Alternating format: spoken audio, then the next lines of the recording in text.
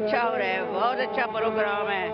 अल्लाह मियाँ आपको खुश रखे और इस इंतज़ामिया को ठीक करे, जो यहाँ खराबी हैं वो सही हो जाएं सारी, ठीक है। अल्लाह मियाँ इनको हिदायत दे, तसल्ली दे। ये रिज़्क़ इतना जो ज़ाया करते हैं, ये रिज़्क़ ना ज़ाया करें। बहुत रिज़्क़ ज़ाया होता है, इतना इतना सा दिया करें, इतना इतना सा, ताकि रिज़्क़ ना ज़ाया हो। देखें कितना रिज़्क़ पड़ा, मेरा दिल दुख रहा है, मेरा दिल दुख रहा है।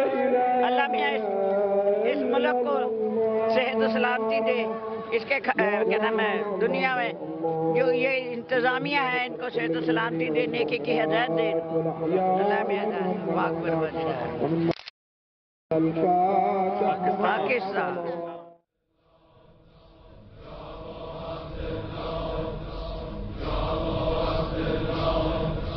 یارو دلبر و دلدارو ماه جهانارو میکشد عشق تو آخر سرمارو جانا سید و مولانا حضرت سلطانا تشنه تو هستم سید العطشانا جانم جانم به صدای نوکران به دلای مبتلا به مسیر اربعین به نجف تا کربلا جانم جانم به شفای تربته به پر علامته به دلی که میتپه برای زیارت یار به طلب سید و مولا به طلب